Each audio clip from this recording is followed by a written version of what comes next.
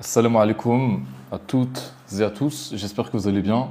Donc nous allons reprendre la suite du live que nous avons fait hier, donc sur l'imam céleste. Nous allons continuer à détailler qui est l'imam céleste, qui est la- le batin de l'imam historique. Alors nous étions arrivés hier aux, pardon, aux différentes étapes de purification intérieure. Alors, donc, pour devenir le réceptacle de la gnose, de la ma'arifa, l'âme doit passer par cette purification. Tout d'abord, il y a taskiyat al-jism, donc la purification du corps, en termes de halal, d'hygiène, de sommeil, de respiration, etc. Ensuite, nous avons taskiyat al-lisan, donc la purification de la langue, qui ne doit dire que la vérité, qui doit aussi pratiquer le silence et le dhikr des noms d'Allah. Nous avons ensuite le tasket l'ayn, c'est-à-dire la purification du regard, la pudeur, faire preuve de pudeur, de respect, etc. Voilà. Ensuite, nous avons tasket al-qalb, qui est la purification du cœur, par la sincérité, par le détachement de la dunya, par le détachement de tout ce qui n'est pas Allah, etc. Puis vient l'étape numéro 5, tasket al-nafs, donc la purification du moi inférieur, de l'ego, de l'orgueil, de la colère, etc. Puis vient la sixième étape qui est tasket al-ruh, donc la purification de l'âme. Puis enfin le fana en Allah. Le fana, c'est l'annihilation totale en Allah. L'annihilation du moi en Allah. Alors, l'imam, euh, dans la structure vibratoire du monde, l'imam, il est, comme on l'a dit, hein, on l'a répété, on l'a bien détaillé la dernière fois, il est l'axe du monde. D'accord. En fait, il éclaire le miroir intérieur, tout simplement. Sans l'imam, sans l'imam, même un cœur purifié peut perdre sa lumière. Sa lumière. Donc on l'a expliqué hier, on ne va pas revenir là-dessus. Alors, donc, les 7 niveaux de l'âme, les 7 niveaux de la nefs. La nefs passe par un processus de 7 étapes. Tout d'abord, l'étape inférieure, c'est nefs amara. El-nefs amara, qui est l'âme tyrannique, qui ne se nourrit que de choses mauvaises, de désobéissance à Allah, d'énergie négative, etc. De grands péchés, etc. Ensuite, nous avons an-nafs al-lawwama, l'âme qui se blâme. C'est-à-dire tantôt elle pêche et tantôt elle se rectifie. Puis ensuite, nous avons an-nafs al-mulhama, c'est-à-dire l'âme qui est inspirée que de faire de choses bonnes. Puis vient ensuite al-nafs al-mutma'inna, qui est l'âme apaisée. Ensuite, on a nafs al-radiya, l'âme satisfaite, nafs al-mardiya, qui est l'âme agréée, et enfin nafs al-kamila, qui est l'âme parfaite, l'âme complète. Et l'imam guide l'âme dans cette montée, dans ce processus alchimique du petit moi à l'annihilation. Et l'imam active à chaque étape, une des sciences mohammediennes, justement. Alaykoum salam à toutes les personnes qui viennent d'arriver. Donc, si une âme tente de voir, justement, sans être purifiée, elle risque justement de confondre la lumière avec l'ego. Et comme je l'ai expliqué dans le live précédent, c'est arrivé à beaucoup de personnes qui, sous prétexte, elles sont dans un cheminement spirituel, elles pensent avoir franchi toutes les étapes du cheminement. Donc, beaucoup de personnes malheureusement, confondent la lumière avec l'ego. Ensuite, sans être purifiée, l'âme peut justement tomber dans ce qu'on appelle l'orgueil spirituel. D'accord. La plupart, ils font ce qu'on appelle le kashf. Le kashf, ils ne le font pas avec le Nour Rabbani, ils le font avec des entités qui sont là et qui leur font montrer justement des choses relatives à l'autre monde. Ensuite, nous avons le problème de générer des fausses visions. D'accord? Une altération dans les rêves, dans les visions qui peuvent être fausses. C'est arrivé à beaucoup de cheminants sur le chemin spirituel. Beaucoup croient voir des choses relatives au monde spirituel. En fait, elles ne sont qu'illusionnées, elles ont des visions fausses. Il y a certains frères de certaines tariqas qui croient voir la lumière, qui croient voir le trône d'Allah, qui disent voir tous les prophètes, tous les anges, le paradis, l'enfer, etc., la balance, etc. Et en fait, ce ne sont que des illusions qui sont créées par les djinns de leur shir. Voilà. Et enfin, malheureusement, le problème, c'est pour ces gens-là de se lier à des entités trompeuses qui se font passer pour des entités justement lumineuses. C'est pourquoi l'imam est le garant du miroir purifié. Et sans lui, sans l'imam, même un cœur sincère peut devenir un miroir déformant et déformé. Parce qu'il est le guide. Il est le guide intérieur et extérieur. Le dévoilement, donc ce qu'on appelle le keshf, est une science. C'est un fruit. Le dévoilement est un fruit. Ce n'est pas une recherche. Pourquoi? Parce que c'est Allah qui dévoile. Et il dévoile quand le cœur est prêt. Il existe en fait plusieurs sortes de keshf. Le niveau inférieur, c'est ce qu'on appelle l'intuition, al-ilham, qui est la compréhension soudaine et fulgurante.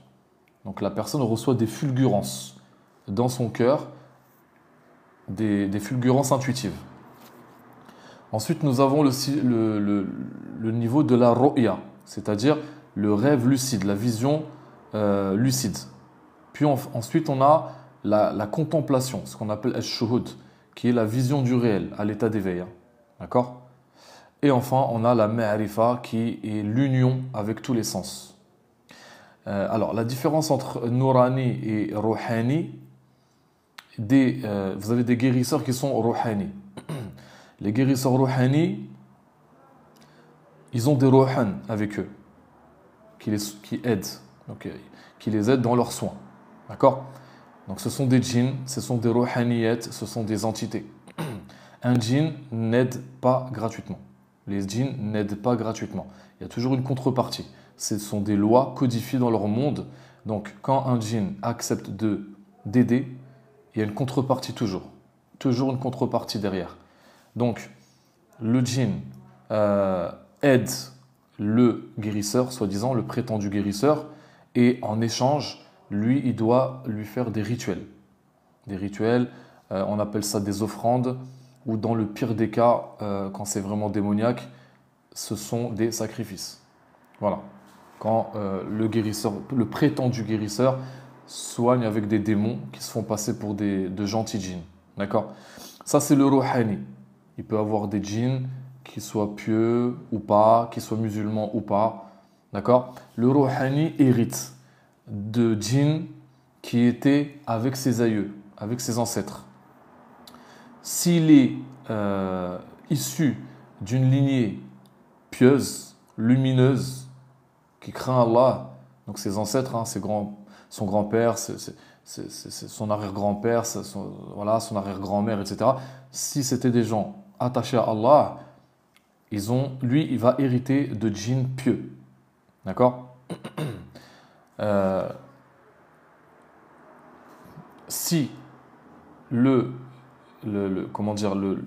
ses aïeux ont hérité d'entités mauvaises, il va les récupérer.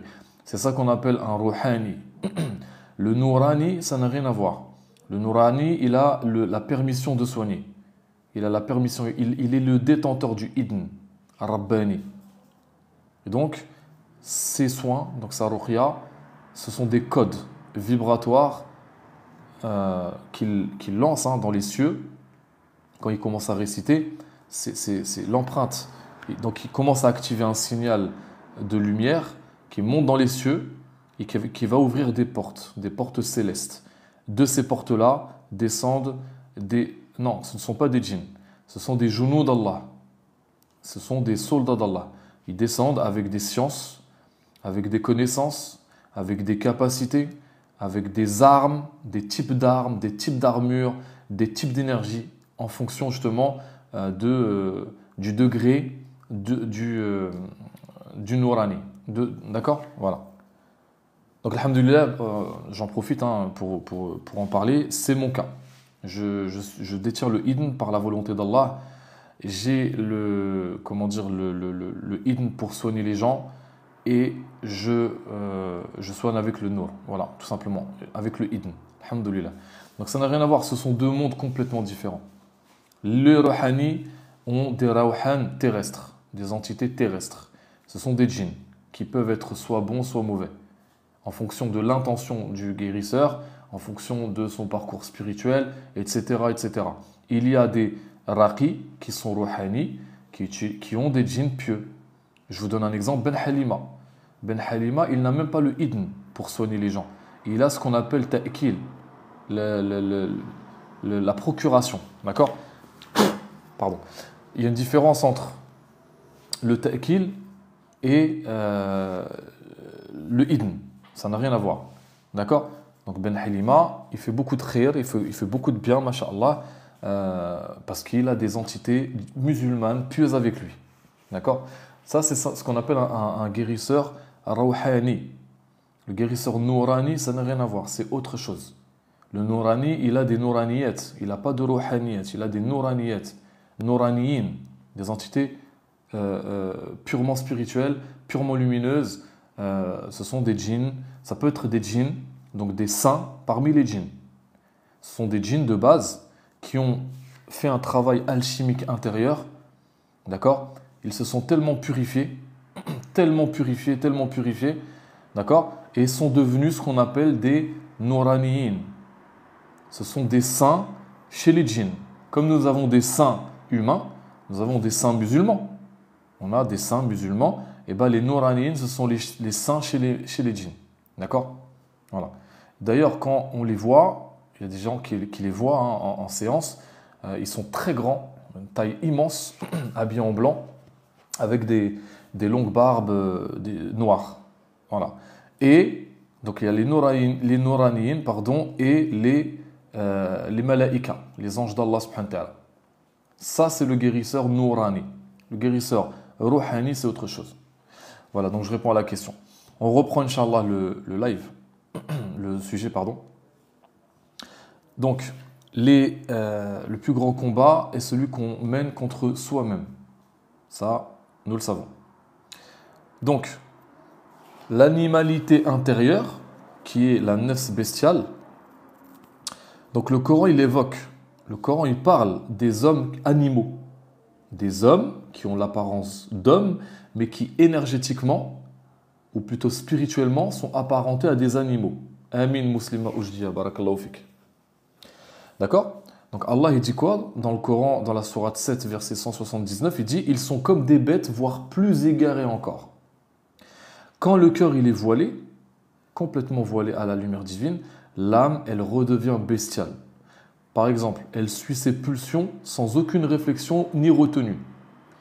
Elle vit que pour manger, boire, dominer, séduire. Elle s'énerve rapidement et elle ment sans gêne, sans aucun remords. Et surtout, elle rejette toute discipline intérieure et spirituelle. D'accord? Voilà. Donc, al-nafs al-amara, c'est-à-dire l'âme qui ordonne le mal, c'est la bête qui est en chacun de nous. Donc, elle est symboliquement, il y a 5 types d'animaux, d'accord? 5 types d'animaux, pardon, qui sont apparentés à l'ego.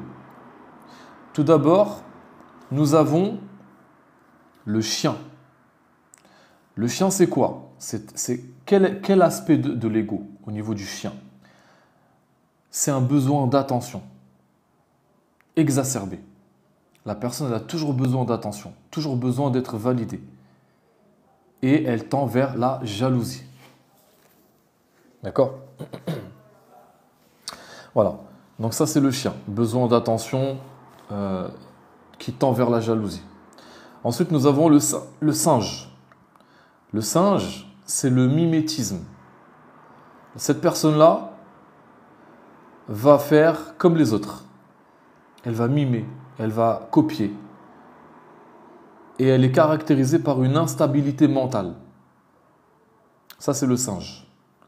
Nous avons ensuite le porc. Le porc, c'est quoi?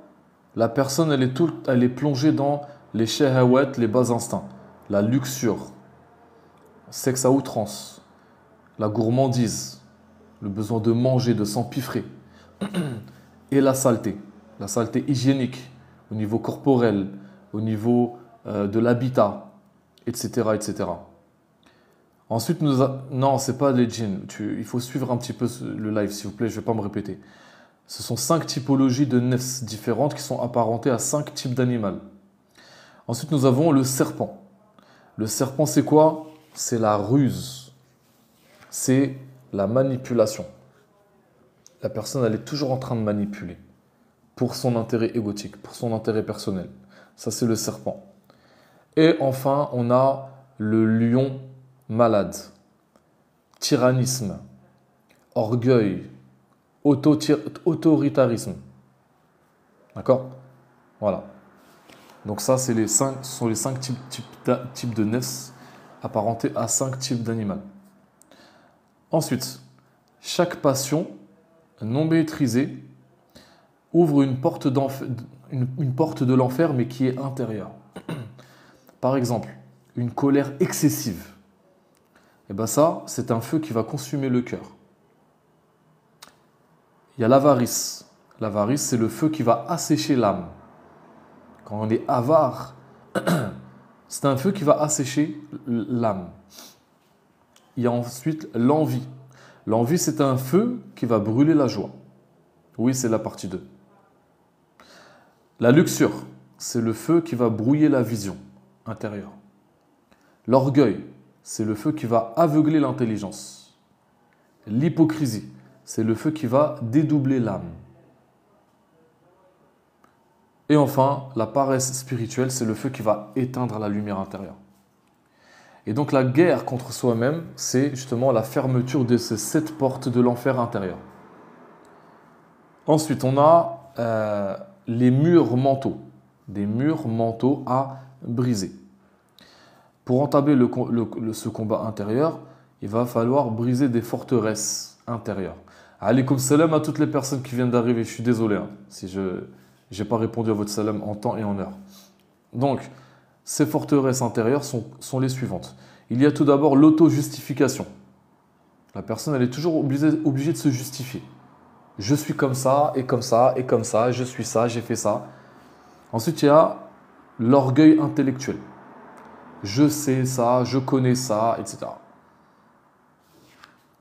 Alors, je n'adhère pas trop à vos propos, mais je respecte. Il n'y a pas de souci. Tu as le droit de ne pas adhérer, il n'y a pas de problème. Ce que je dis, ce sont des enseignements que les chouyours ont déjà enseignés et détaillés. Alhamdulillah. Nous n'inventons rien de notre propre tête. Ensuite, nous avons la résistance à l'autorité spirituelle. C'est-à-dire, je n'ai besoin de personne. La personne, elle est autosuffisante. Alors que l'autosuffisance, c'est Allah. Nous avons la peur de changer, de devenir une nouvelle personne. Et enfin, le confort du mensonge. Voilà. Ce sont des murs qui vont former une prison intérieure. Et seul un choc intérieur ou la lumière d'un imam, justement, peut les briser. Voilà. Donc, quand un homme nourrit trop sa nefs, il va ouvrir des brèches vibratoires. D'accord? Il va ouvrir des brèches vibratoires. Et donc, de ces brèches-là, il y a des entités inférieures, des djinns mécréants, récalcitrants, rebelles, des shayatines, qui peuvent alors s'attacher à lui, ou l'influencer constamment, ou le renforcer dans son illusion. Et les imams nous ont appris que l'ego est le premier des djinns, en vérité. Le qarin, c'est lui. Et le plus dur à exorciser, c'est lui. Car il porte ton nom, tes pensées, tes souvenirs, tes émotions, tes désirs. C'est le plus dur. C'est le combat contre soi-même. Le qarin, c'est lui le plus difficile. Et aucune libération ne se fait sans guide. Ce guide, pour qu'il soit pur, il doit être relié au pôle divin. Et les 12 imams sont les seuls véritables dompteurs de cette bête. Pourquoi? Parce que leur lumière dissout l'illusion, elle brûle les entités inférieures et justement elle guide l'âme vers le vrai combat. Je vous donne un exemple. L'imam al-Hussein, alayhi salam, dans le martyre de Karbala, il a incarné la guerre intérieure. Son sacrifice, c'est le modèle suprême du dépassement de l'ego. Il savait qu'il allait mourir et il est parti quand même, se sacrifier. Combien sont ceux qui seraient restés? Personne. Tu sais que tu vas mourir. Tu sais que si tu vas aller à tel endroit, tu vas mourir. Et il est parti quand même. Il est parti quand même justement pour sauvegarder le din tel qu'il était. Parce que sans le sacrifice de l'imam al-Hussein, alayhi salam, les califes despotes corrompus omeyyades auraient falsifié la religion. D'accord? Ils ont déjà commencé à le faire. Muawiyah, c'est connu ça. Muawiyah a inventé des hadiths. Et au moment où je vous dis ça, il y a l'Eden. Je ne sais pas si vous entendez.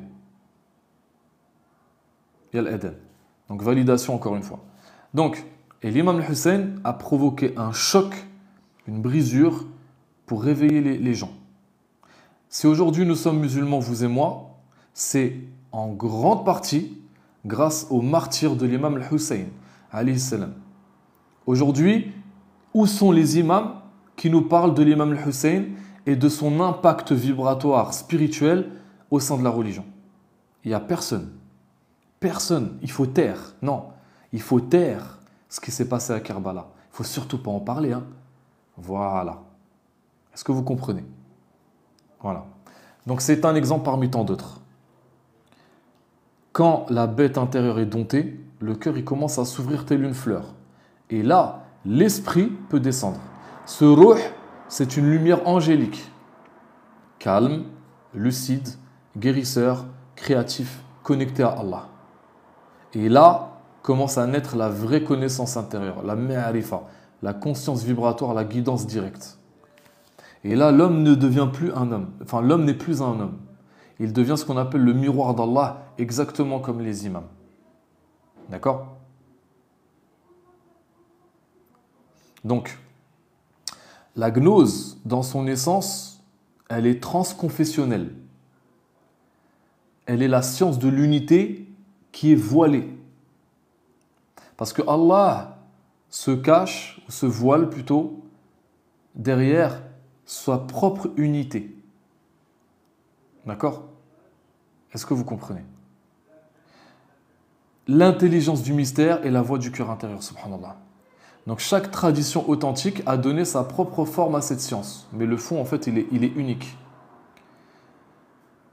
Chaque tradition authentiquement révélée, par exemple, quand vous prenez le christianisme primordial, à la base, ce sont des enseignements qui viennent d'Allah subhanahu wa ta'ala. Nous ne sommes pas dans chiites, sunnites. Je le redis encore une fois. Nous ne sommes pas dans les dogmes. Nous dépassons tout cela.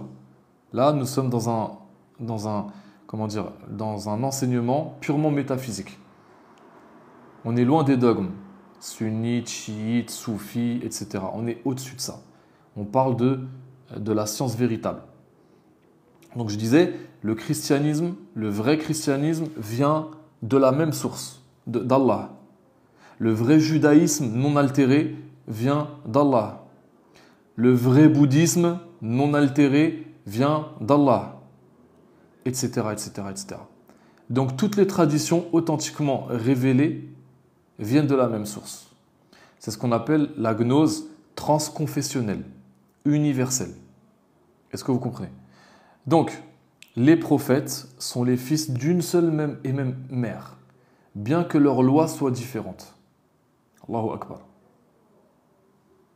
Donc, par exemple, je vous donne un exemple. On va parler du gnosticisme chrétien. Dans le gnosticisme chrétien, pardon, j'ai du mal à le dire, on parle du plérum originel. C'est une métaphore, hein. Quand je dis une seule et même mère, c'est une métaphore. Quand je dis les prophètes, ils sont issus d'une seule et même mère, c'est la gnose. Ils viennent de la même gnose, de la même tradition primordiale. D'accord? C'est une métaphore. Donc, chez les gnostiques chrétiens, on parle de plérum, qui est la plénitude divine originelle. On parle également du logos, qui est le verbe émané de l'unité. On parle également des éons. Les éons, c'est quoi? Ce sont des émanations divines successives. On parle aussi de la Sophia. La Sophia, c'est la chute de la sagesse divine incarnée dans la matière. Et on parle également du Christ intérieur, qui est le sauveur gnostique par la connaissance, justement, la gnosis. Et dans notre étude, on a parlé du plérum. Le plérum, pour nous, musulmans, c'est al-rafiq al-a'la. Le logos des chrétiens, pour nous, c'est le Nour Muhammadi.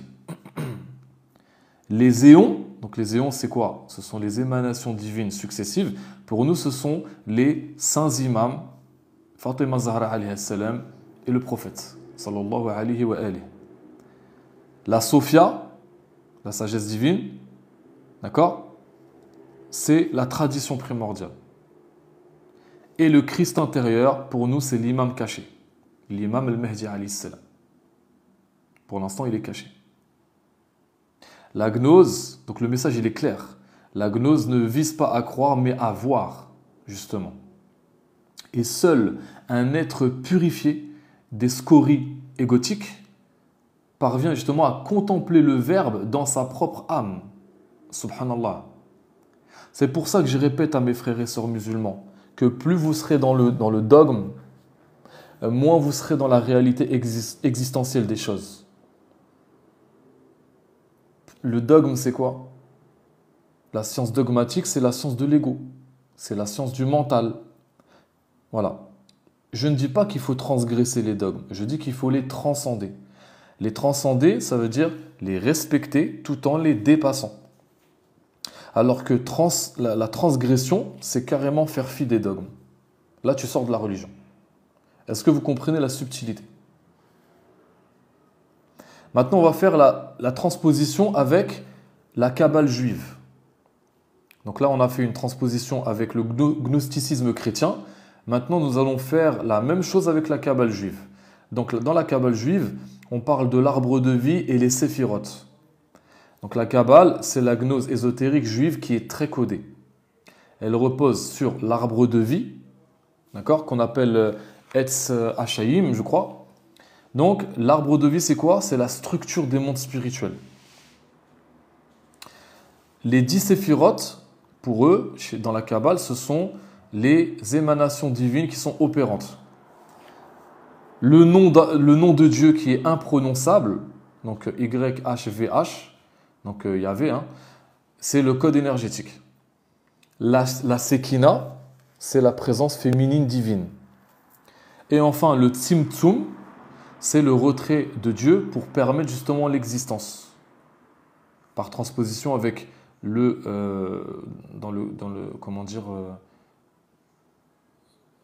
maintenant la correspondance.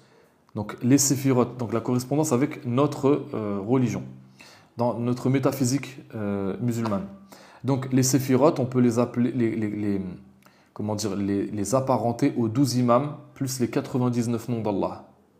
La Sekina, j'ai dit que c'était la présence féminine divine.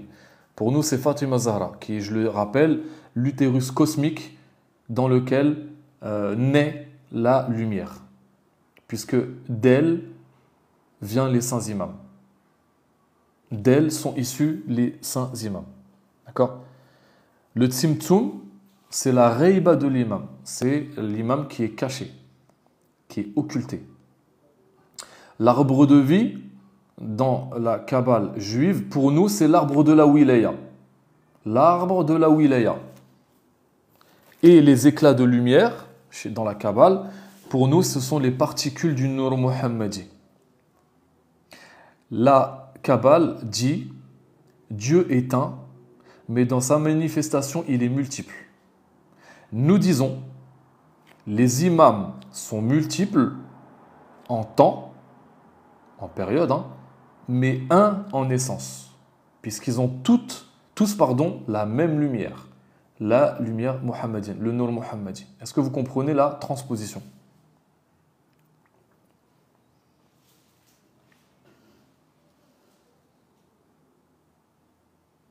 Alors,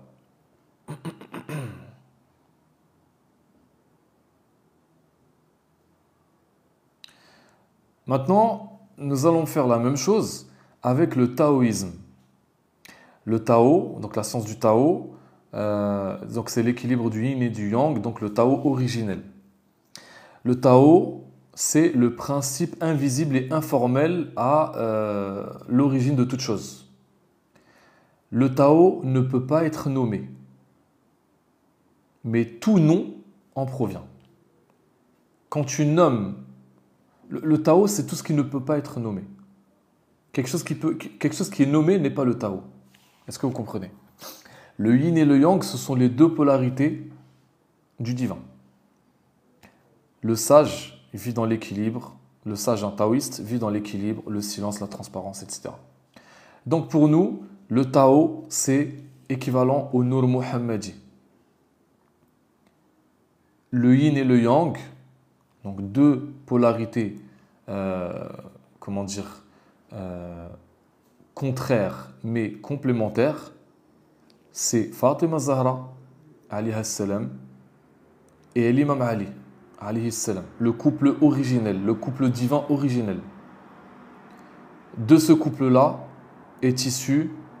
sont issus la lignée des saints imams jusqu'à l'imam al-Mahdi, alayhi salam. Dans le Tao, on parle également d'une station spirituelle qu'on appelle le Wu Wei. Le Wu Wei, c'est l'équivalent chez nous du Fana. Le Fana, c'est l'annihilation du moi égotique dans les océans divins. Et on parle également dans le taoïsme du vide fertile. Pour nous, c'est le qalb qui est purifié. Les maîtres taoïstes et les imams se croisent dans la profondeur du silence et de l'alignement cosmique, justement. Voilà, alhamdoulilah. Nous allons continuer notre étude, notre comparatif avec maintenant l'hindouisme védique, où on parle de l'Atman, du Brahman et de l'Avatar. Je me répète peu, mais sachez qu'il y en a sur le réseau qui facturent ces infos. Ah oui, ce que je vous dis là, les enseignements, il y en a qui vous les font payer. Il y en a qui vous les font payer. Et encore, c'est très en surface. Ils vont pas en profondeur. Moi, je vais vraiment en profondeur. Et je vous donne ça gratuitement. Et Allah m'est témoin. Et là, ils vous facturent ça à prix d'or. Ils vous font faire des séminaires, des retraites spirituelles dans le désert, etc. à prix d'or. Et ils restent très en surface de ces concepts-là. Alhamdulillah, nous, on les donne gratuitement, par la grâce d'Allah. Parce que nous ne voulons pas ramener les choses à nous. Nous voulons éveiller les gens, éveiller les consciences pour en faire des guerriers de lumière. Et nous servons Allah. Nous servons Allah à travers l'imam al-Mahdi, alayhi salam. Nous servons notre imam. Et en servant notre imam, nous servons Allah. Alhamdulillah. Donc maintenant, nous allons continuer notre transposition avec l'hindouisme védique. Donc moi, ça, c'est une tradition que j'aime énormément. Je suis initié à l'Advaita Vedanta et mon instructeur, je ne sais pas si vous le connaissez, c'est Eric Tolon. Donc vous pouvez taper sur YouTube Eric Tolon, T-O-L-O-N-E. C'est mon instructeur dans l'Advaita Vedanta. C'est des enseignements absolument incroyables. Et tout ça gratuitement. Enfin bref, on va continuer, Inch'Allah. Donc, dans l'Advaita Vedanta, on parle du Brahman. Le Brahman, c'est l'absolu non qualifié, non identifié. Alors, on a un frère qui est très limité, qui nous dit Eric Tolon, c'est pas très arabe. Je comprends pas ton, subhanallah, ce commentaire qui ne veut rien dire, mais bon, soit. Donc le Brahman, c'est l'absolu non qualifié et non identifié.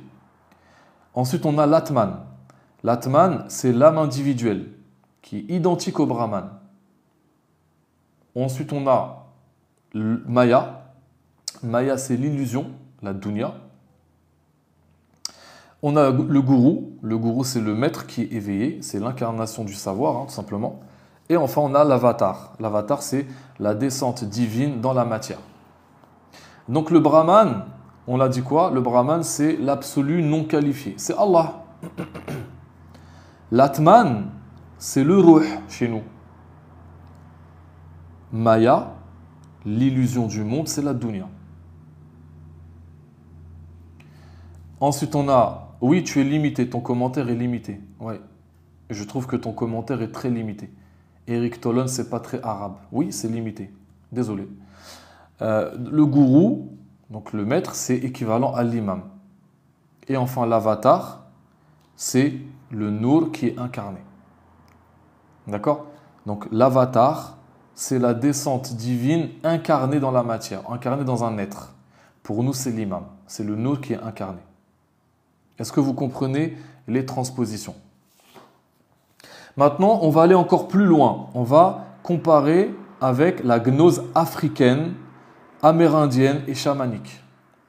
Je signale que toutes ces gnoses, à la base, viennent de la même source, mais elles ont été altérées, elles ont été falsifiées par Shaitan, hein, tout simplement. D'accord? Donc, chez les peuples racines, j'appelle ça les peuples racines, les peuples africains, amérindiens, etc. On retrouve le voyage chamanique intérieur, les guides invisibles, le verbe sacré comme vibration originelle, les esprits comme métaphore de l'ego. Donc on parle des esprits, ce sont différentes typologies d'ego. Le centre cosmique. Et ben, les imams sont dans cette perspective. Pourquoi? Parce qu'ils sont les gardiens du centre, etc. Ils sont les ancêtres de lumière, etc. etc. Masha'Allah. Donc, en vérité, qu'est-ce que ça veut dire tout ce que je dis depuis tout à l'heure? Tout ce blabla, qu'est-ce qu'il veut dire?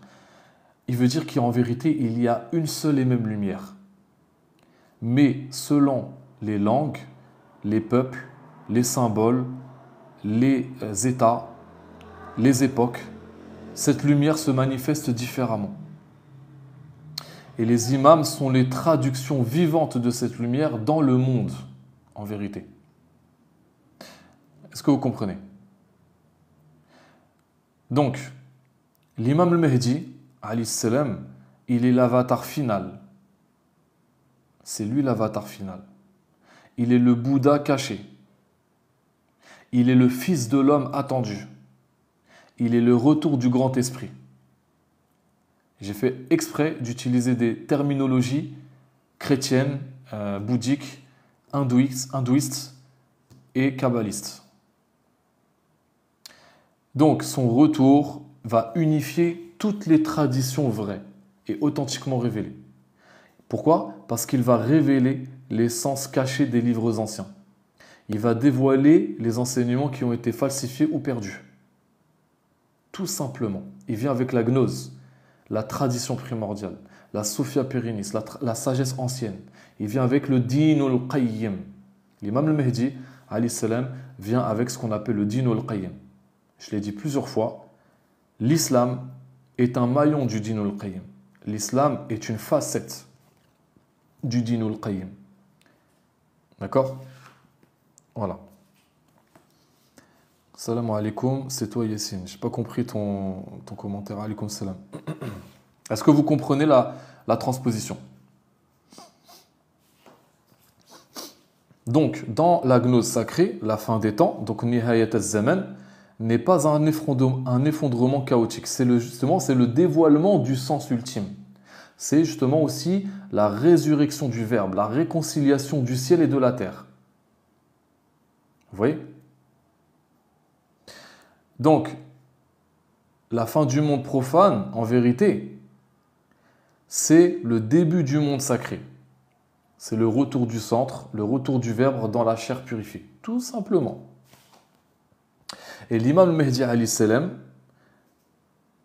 il n'est pas... Comment vous dire? L'imam Mehdi, comprenez mes frères et sœurs, que ce n'est pas un personnage politique ni un libérateur militaire. Rien à voir. Il est l'imam caché, qui vit dans une dimension invisible. Il est le sceau de la wilaya, qui va porter les 111 sciences mohammediennes. Je l'ai expliqué hier. Vous pouvez retrouver le premier live, donc la partie 1, de ce live-là sur YouTube. Là, c'est la partie 2. L'imam al-Mahdi alayhi salam est l'incarnation de l'ordre divin qui est total et absolu. Il est également le miroir achevé du plérome sur terre, tout simplement. Il est l'imam al-Mubin, il est l'imam Mubin final, il est la clé du livre, il est le pont vivant entre toutes les religions. Il est le maître des saints, le révélateur des trésors perdus, tout simplement. Subhanallah. Je ne sais pas ce que ça discute là, mais je ne suis pas les commentaires. Pourquoi tu parles comme ça? Voilà, comme ça je suis clair. Je n'ai pas compris en fait. Qu'est-ce qui se passe? D'accord? Alors, la reiba, on va parler de la reiba. La reiba, c'est quoi? C'est l'absence de l'imam. C'est la disparition et la latence vibratoire de l'imam. L'imam, il est absent en apparence, d'accord? Il est absent en apparence, yek, mais il est présent en essence. C'est-à-dire son essence, elle est là.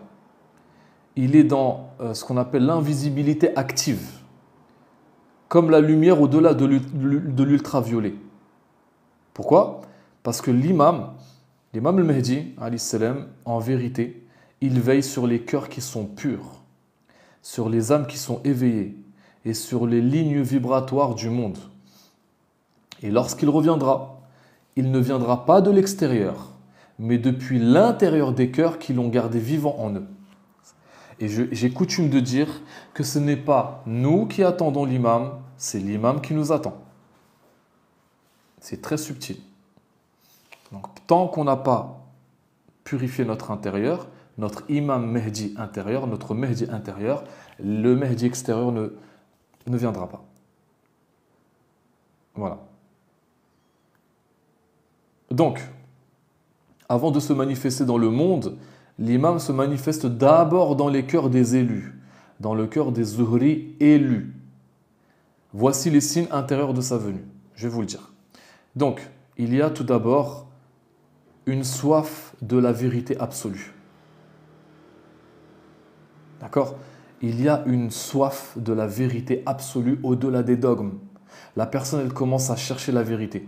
Elle commence à vouloir aller transcender les dogmes, aller plus loin dans la métaphysique, comprendre la réalité existentielle des choses. Ensuite, le deuxième aspect de cette venue intérieure de l'imam al-Mahdi, c'est le dégoût des religions vidées de leur esprit. Le dégoût, ça vous dégoûte, la religion vidée de leur esprit. Aujourd'hui, chez nous les musulmans, la plupart des tenants, là, des représentants du clergé musulman, ils vous parlent toujours des mêmes sujets. Barbants, répétitifs, vides, etc. Il n'y a pas de transcendance. Pourquoi? Parce que la religion, elle est vide. Aujourd'hui, elle est vide. D'ailleurs, un hadith nous dit, à la fin des temps, les mosquées seront pleines à craquer, mais les cœurs seront vides. C'est ça, on y est. Regardez pendant le ramadan, les mosquées sont remplies. Elles sont remplies. Ça se gare n'importe comment. Ça se chamaille, ça fait n'importe quoi. Soi-disant, Zama, ils veulent prouver leur religiosité pendant un mois dans l'année. Et pendant 11 mois, c'est le désert, il n'y a plus personne. Ça, c'est une hypocrisie. Est-ce que vous comprenez? Voilà. Enfin bref. Ensuite, il y a ce qu'on appelle la vision intérieure qui va être accrue, qui commence à être accrue. Tu commences à capter, à lire entre les lignes. Tu commences à percevoir ce que les autres ne perçoivent pas, le subtil, dans l'apparent. La quatrième étape, c'est les rêves prophétiques. Allah te donne des messages en rêve. Tu es connecté. Puisque tu es connecté, tu reçois des avertissements, des messages, etc., etc. Je donne un exemple. La nuit dernière, j'ai fait un rêve. Je ne vais pas le raconter. 4 soldats d'Allah sont venus me voir. Le chef de ces soldats d'Allah, il était grand, il était costaud et il détenait la science du Coran intérieur. Et il m'a transmis un message. Il m'a donné un avertissement. Aujourd'hui, j'ai eu confirmation de cet avertissement par le biais d'une patiente. Je ne rentrerai pas dans les détails, mais je l'ai rêvé. Et c'était un rêve juste avant le Fajr, quelques secondes avant le Fajr. Le rêve se termine, c'était le Fajr, Adhan du Fajr. Vous voyez ce que je veux dire? Donc là, c'est ce qu'on appelle des rêves prophétiques, des messages, des avertissements. Ensuite, on a l'appel au silence. Tu commences à être dans un silence intérieur. Tu commences à te désolidariser de ce que les gens, la plupart des gens vont aimer, vont faire. Quand je regarde par exemple la fête de la musique, le 21 là, qui est passé, tu vois que là, les gens, ils sont encore très loin. Ils sont très loin. Mais vraiment, vraiment très loin. Bah, tout ça, ça commence à te dégoûter. Tu commences à... C'est ce qu'on appelle c'est l'appel au silence intérieur. À l'ascèse, à la transparence. Non, voilà. Donc, ce sont les signes intérieurs de la venue de l'imam. D'accord? Alors, nous avons un frère qui nous dit: maintenant, j'en suis sûr et certain que je fais partie des représentants de l'imam Mehdi. Inch'Allah. Inch'Allah, mon frère, je te le souhaite. Donc, l'imam se prépare d'abord dans les âmes. Et quand un nombre suffisant d'âmes seront prêtes, la lumière, elle va éclater dans le monde entier. Là, pour l'instant, on est encore loin. Il n'y a pas assez d'élus qui ont purifié leur âme. L'imam Mehdi, c'est avant tout un système.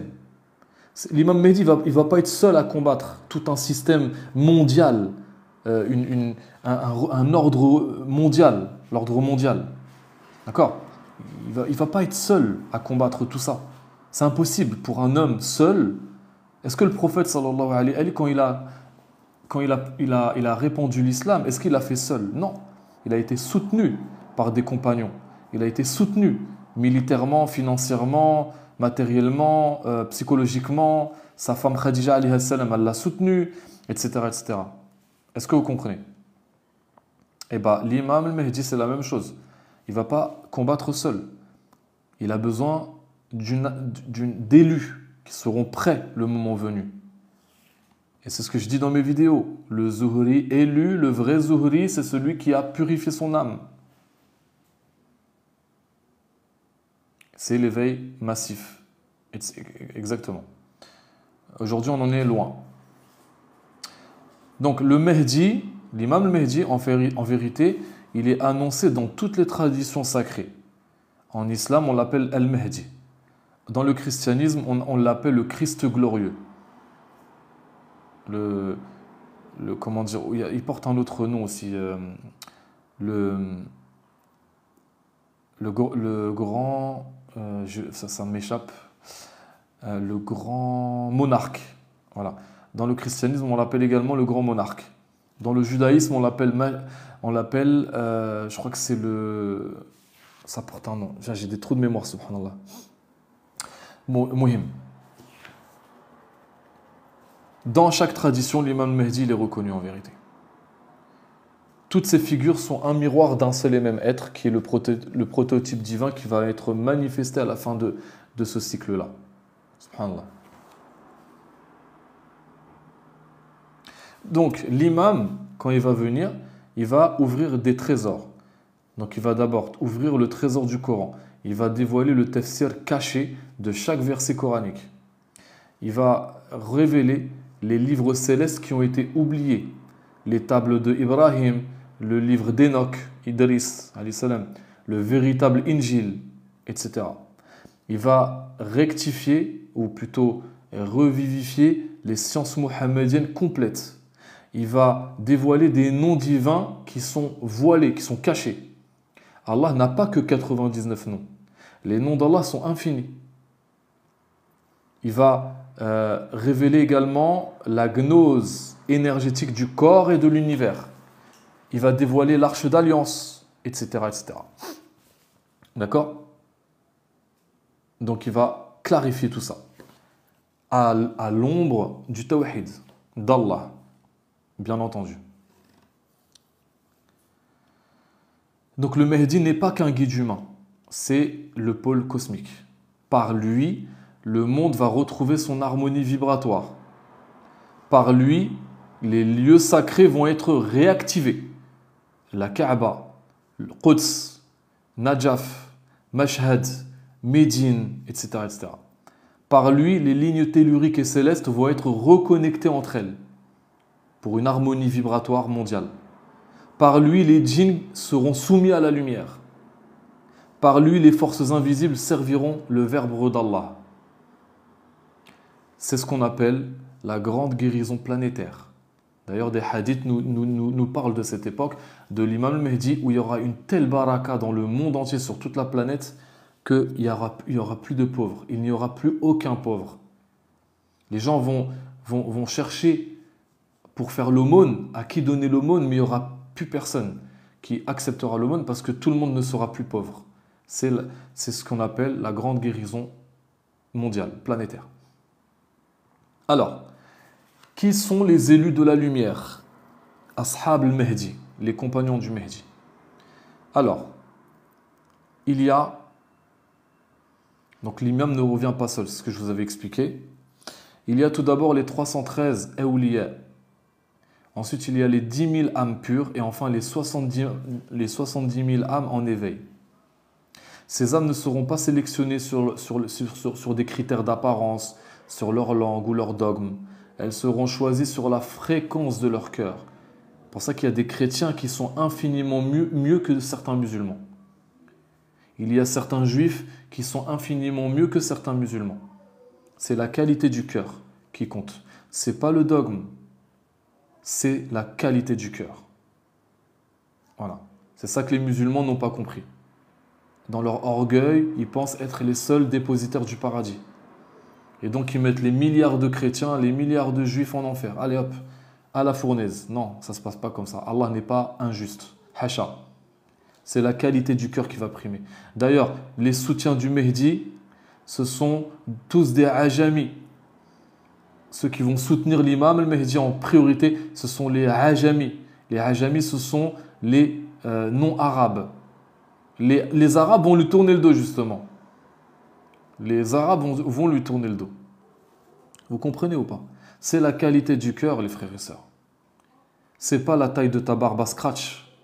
C'est pas la taille de ton gilbab style Batman. C'est pas ça. C'est la qualité de ton cœur. C'est ta fréquence vibratoire. C'est ton nour intérieur qui va faire que tu seras avec l'imam ou pas. C'est pas parce que tu fais tarawih, que tu récites le Coran, que tu te mets sur les réseaux sociaux, tu fais le tawaf à la Mecque avec en selfie. C'est pas ça. Ils n'ont rien compris, les musulmans. Rien. C'est encore loin, très loin même. Et je ne généralise pas. Attention. Donc, la mission du Mahdi, alayhi salam, c'est quoi? C'est de réinstaller justement le plérum. La présence divine incarnée dans la société humaine. Cela signifie quoi? Cela signifie une justice fondée sur la conscience. Une économie alignée avec le don. Je vous ai dit quoi à l'instant? Les gens vont courir pour donner l'aumône à quelqu'un, mais ils ne trouveront pas. Parce que l'économie mondiale, l'économie financière du système du Mahdi sera alignée avec le don. Plus les gens donnent, plus l'économie va être florissante. Qui est tout le contraire du système du Dajjal. Le système du Dajjal, c'est plus je garde et plus l'économie prospère. C'est le contraire, c'est de la contre-initiation, ce sont des valeurs inversées. Le système du Mehdi sera basé également sur une médecine basée sur l'énergie, sur la prière, sur les noms d'Allah. La médecine du système du Mehdi sera basée sur ça, sur l'énergie. Le dhikr d'Allah, la prière, voilà. L'éducation sera entièrement orientée vers l'âme et la lumière. Fini l'éducation basée sur n'importe quoi. Elle sera exclusivement basée sur l'âme et la lumière. Ça, c'est le système du Mehdi. Et enfin, la science du système du Mehdi sera branchée sur les lois du haqq, du réel invisible. C'est ça le système du Mehdi. Est-ce que vous comprenez? C'est le paradis sur terre. C'est le rêve de tout croyant sincère, quelle que soit la religion. Parce qu'il incarne le divin.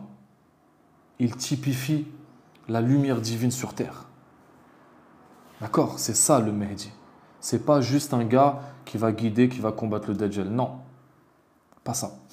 Donc le monde redeviendra ce qu'on appelle un temple sacré, un miroir divin, un jardin de lumière. Allahu Akbar.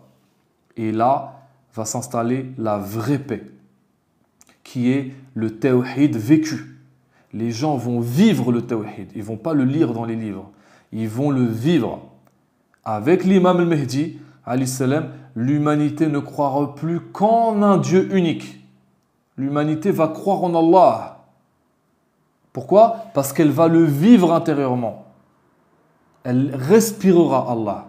Elle vivra Allah intérieurement. Et la séparation entre le spirituel et le temporel va disparaître.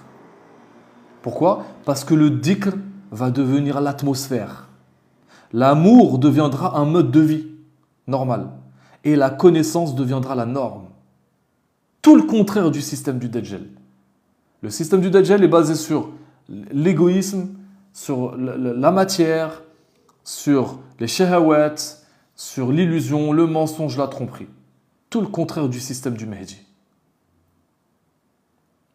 Donc la terre sera ce qu'elle aurait toujours dû être, c'est-à-dire un reflet du paradis. Allahu Akbar! Une fois la lumière pleinement installée, il va y avoir une période de silence qui va survenir. Pourquoi? Parce que tout aura été dit, tout aura été enseigné, tout aura été transmis par l'imam et par ses adeptes, par ses représentants. Pourquoi? Parce que les prophètes auront transmis, les imams auront révélé et le Mehdi aura accompli. Tout simplement. Donc l'humanité sera laissée face à son propre reflet. Et ce sera l'époque des élus qui sont stabilisés dans la présence divine. Et des derniers voilés qui vont s'éteindre doucement. Allahu Akbar, c'est le paradis sur terre. Est-ce que vous voyez ce que je veux dire? Donc, ensuite, après avoir traversé les profondeurs de l'univers, les miroirs du cœur, etc., tout revient à un seul point. Ce point, c'est le centre sacré, c'est le plérum intérieur, c'est le miroir divin qui est logé dans l'âme. C'est le lieu où l'imam vit en toi. Et c'est les noms d'Allah qui t'ont façonné. Et là, pourquoi le véritable voyage n'est pas dans les sphères célestes, il est dans la descente au fond du soi.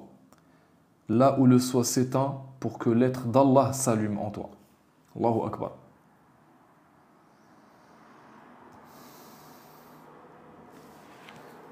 Alors, qui sont les élus de cette lumière? Excusez-moi, je vais boire un petit peu parce que j'ai la gorge sèche. Bismillah.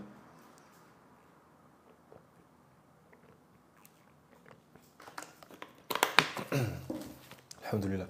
Donc, qui sont les élus de la lumière? Alors, les élus ne portent pas de titre. Ils ne sont pas reconnus, ils ne sont reconnus que par ceux qui les voient réellement. Pourquoi? Parce que les élus de la lumière, ils ont vu la vérité, la réalité sans leurs yeux. Ils ont entendu sans leurs oreilles. Ils ont reçu sans demander. Merci Chris Bill, merci Haute Fréquence. Ils ont souffert en silence. Et surtout, ils ont transcendé leur forme, leur nation, leur dogme, leur nom.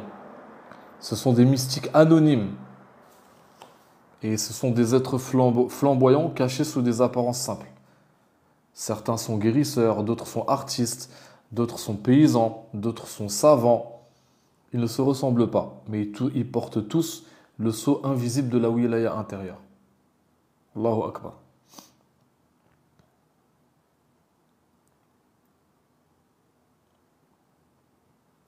Alors, dans notre monde, dans ce monde, les livres sont écrits avec de l'encre. Vous êtes d'accord avec moi? Mais dans l'au-delà, les livres sont vibratoires. Mais dans un cœur purifié, les deux ils s'unissent.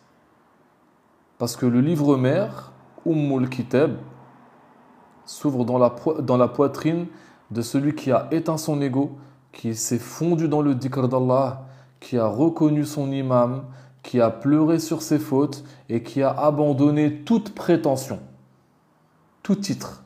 Il ne veut plus rien. Il ne veut ni titre, ni station spirituelle, ni grade, ni degré, ni fonction, ni mission, ni quoi que ce soit. Il veut juste s'éteindre en Allah.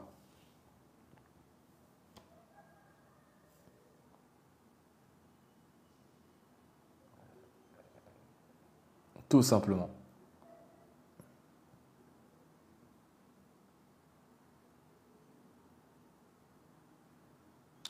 Donc n'hésitez pas si vous avez des questions.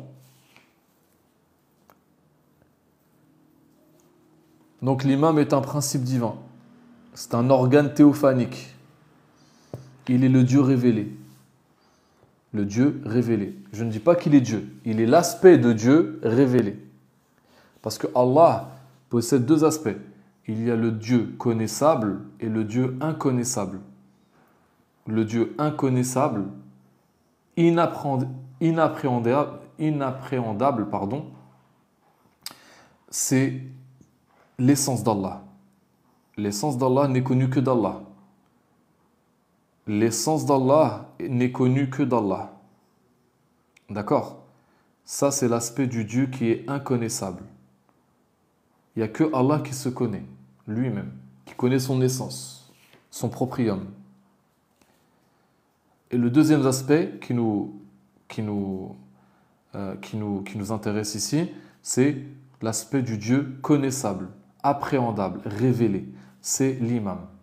L'imam typifie, donc j'ai expliqué tout ça lors de la première partie du live, il incarne la lumière divine, il est le prototype divin, c'est un principe divin, c'est un organe théophanique. Car dans son être se reflètent les noms et les attributs divins dans leur forme totale et totalisante. Donc l'imam n'est pas un simple humain, comme vous et moi. Bismillah, si vous avez des questions, n'hésitez pas. Oui, il est enregistré le live, vous inquiétez pas. Je vais quitter le live là, d'ici quelques temps, je vais le mettre sur YouTube, Inch'Allah.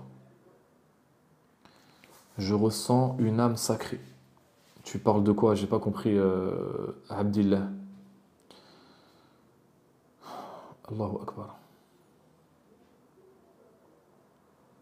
Exactement. L'imam est infaillible, tout simplement.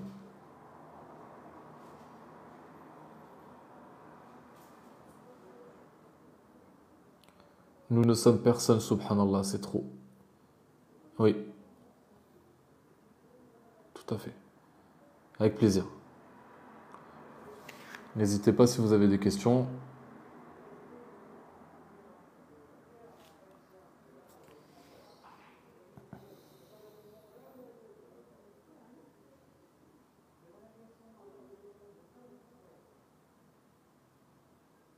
Oui, c'est l'imam Mehdi alayhi salam qui libérera la Palestine.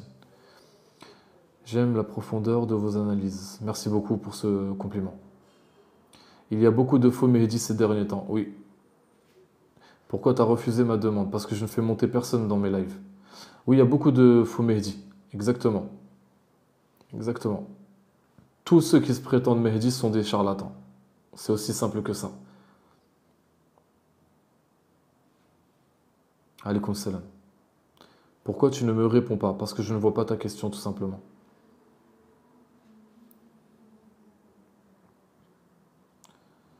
Merci Fatima Najat, barakallahu fik.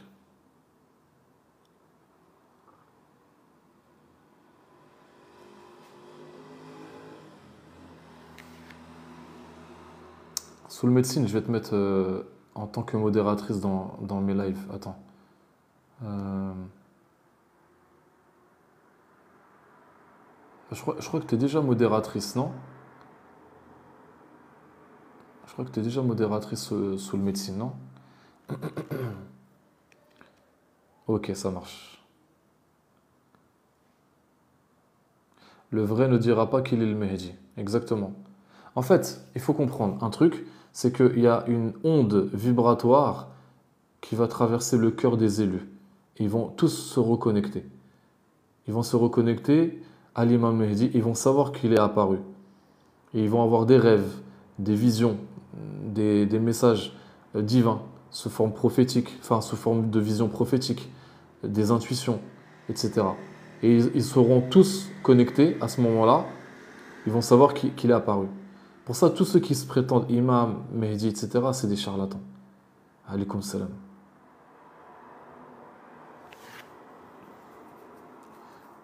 Il est déjà apparu. Absolument pas. Absolument pas. Alors, l'esprit, c'est l'esprit un, c'est la conscience divine. D'accord? Il y a un seul esprit. C'est l'intellect divin, c'est le aql primordial, c'est le Nur Muhammadi. C'est ça l'esprit. Quand on dit le Saint-Esprit chez nous, c'est le Ruh al-Qudus. Je l'ai expliqué lors du premier live. D'accord?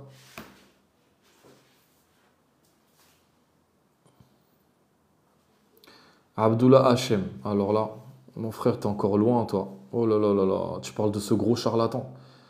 Ce type, c'est un être totalement démoniaque. Exactement, sous le médecine. On doit se parler, toi et moi, parce que toi, t'es connecté, machallah. C'est un kabbaliste, un luciférien qui prétend être l'imam al-Mahdi, Abdullah Hachem. Je crois qu'il l'appelle Abba Siddiq, je crois. C'est un charlatan, c'est un démoniaque, c'est un escroc, c'est un pervers. Il est tout sauf l'imam. Faites attention. Il est très sombre.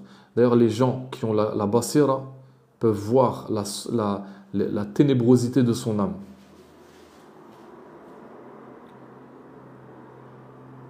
Ah là là, Abdillah, t'es complètement mskin. Allah, qu'Allah te guide. Faites des doigts pour lui parce qu'il est complètement perdu.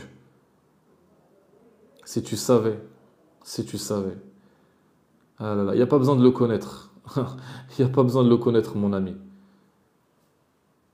Il n'y a pas besoin de le connaître. Quand tu es connecté à la vraie lumière, tu vois tout de suite qui est qui. Ton gars là, c'est un charlatan, c'est un luciférien, c'est un démoniaque. Il a la connaissance, attention, je dis pas.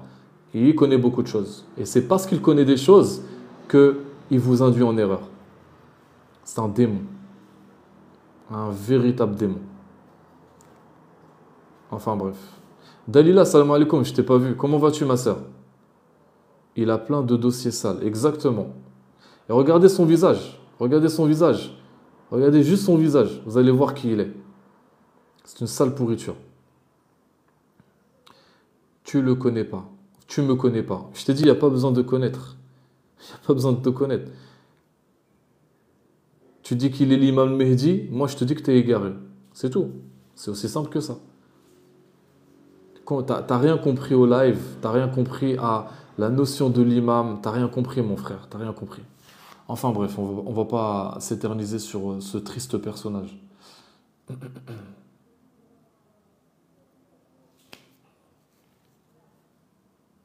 Euh,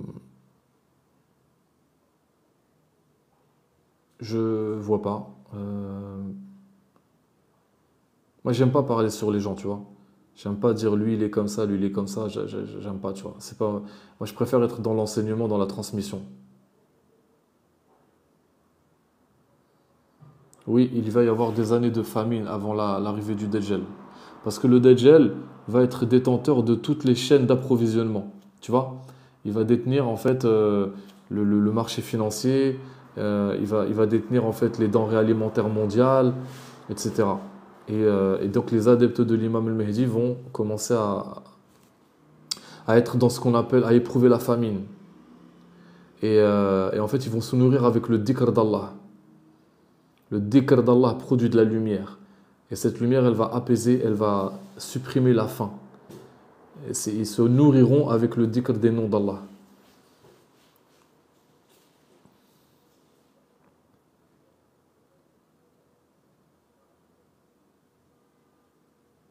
Comme les gens de la caverne, exactement. Exactement, Mohamed Ali. Même nos ennemis cherchent l'imam Mahdi pour essayer de le supprimer. Les Wahhabites, Kamel, les Wahhabites, donc l'Arabie Saoudite, cherchent activement le Mahdi pour le tuer. Tu vois? Voilà. Alaykoum salam. Il complote, mais Allah est le meilleur des comploteurs. Donc vous inquiétez pas. Les gens sont en train de se dévoiler. Chacun est en train de prendre position en fonction de ce qu'il a dans le cœur. Exactement, mon frère. Il bombarde le Yémen. Le Yémen, c'est la meilleure terre. Le Yémen a été à de nombreuses fois vanté par le prophète, sallallahu alayhi wa alayhi. Il a dit que les meilleures croyances sont au Yémen. Et il y a plein de hadiths qui parlent des Yéménites et du Yémen.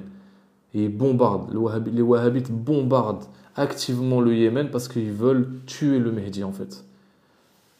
D'accord? Voilà la vraie raison pourquoi ils bombardent le Yémen.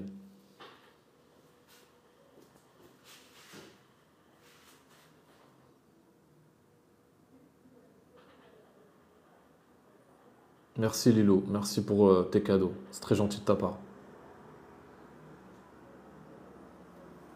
Et ils ne le trouveront pas parce que l'imam Mahdi il est dans une autre dimension. Il est dans une autre dimension. Il est dans un paradis terrestre.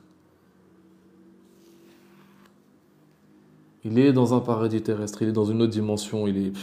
S'il savait, Mskin, s'il savait. Bon, mes frères et sœurs, je vais quitter le live. Prenez soin de vous. La prochaine fois, je lancerai un live sur probablement les différentes entités qui existent dans la création d'Allah ou un sujet de cet ordre-là. D'accord?